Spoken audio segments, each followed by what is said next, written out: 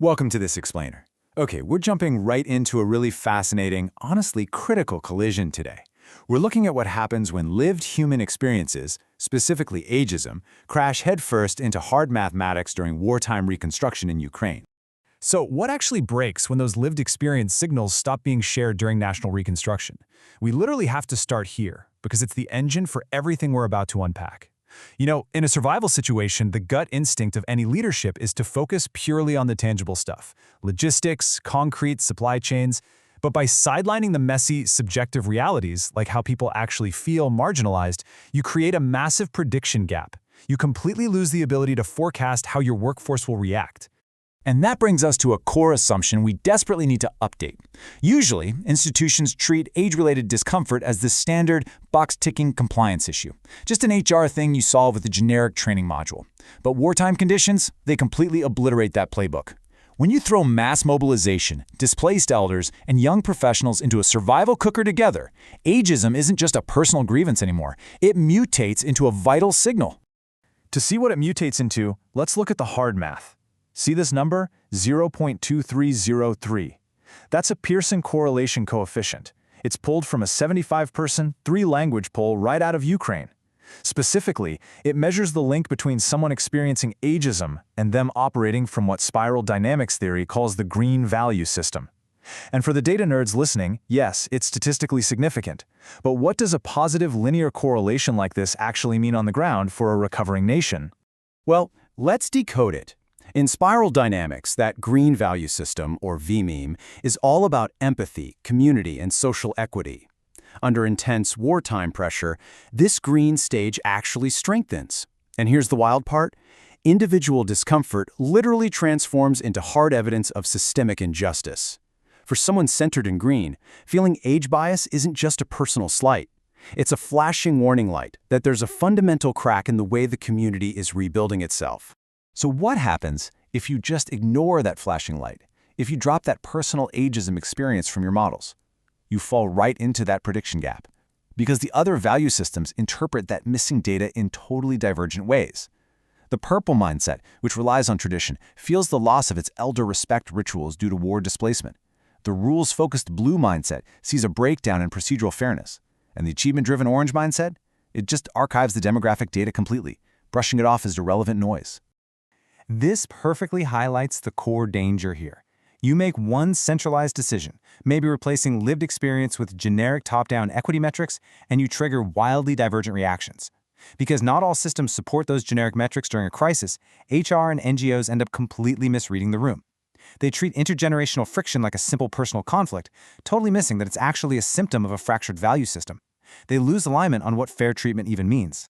And that misalignment sets off a really dangerous cascade. First, you get signal distortion. Ignoring the nuance of lived experience corrupts your feedback loop. That leads directly to talent misfires. You start allocating your human capital all wrong during the rebuilding phase. Then generational fragmentation hits. The old and the young just stop understanding each other, which finally leads to total systemic distrust, right at the critical moment when you need a unified recovery effort the most.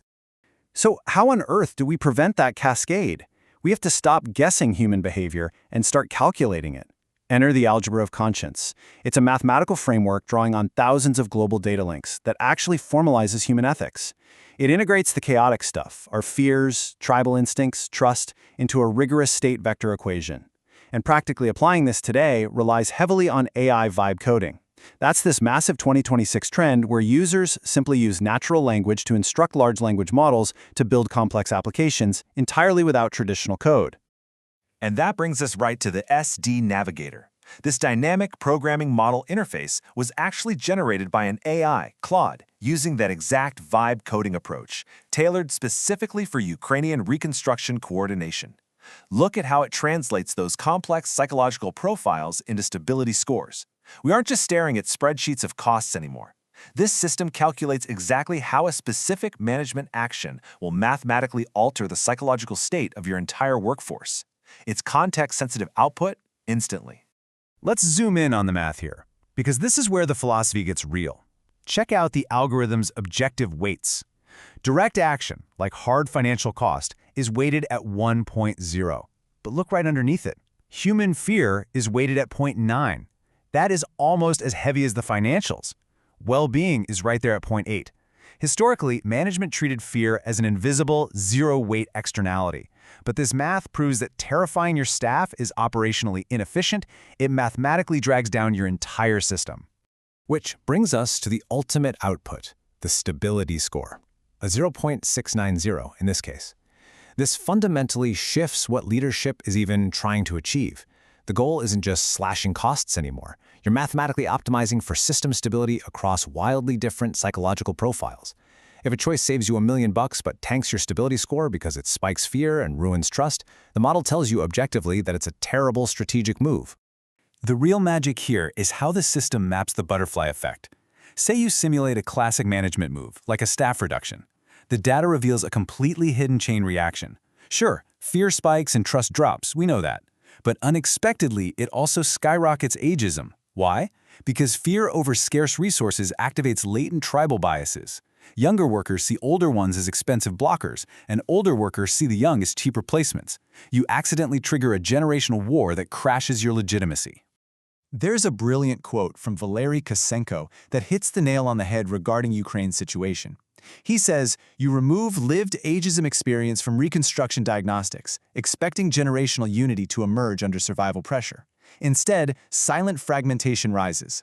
That just perfectly captures the reality of complex systems. You simply cannot yank out a human variable and expect the machine to just heal itself. Without the right data, trust fractures completely silently. So, we end exactly where we began. What breaks? Trust breaks. Generational cohesion breaks. The very foundation of recovery breaks. The algebra of conscience proves you have to know the psychological state of the people you're acting upon. I'll leave you with this thought. If prediction becomes dangerously unreliable in a post-war recovery without this kind of system modeling, isn't it time we finally treat human emotion as the hardest, most vital data point of all? What really breaks when we stop listening to lived experience? Thanks for joining me on this explainer.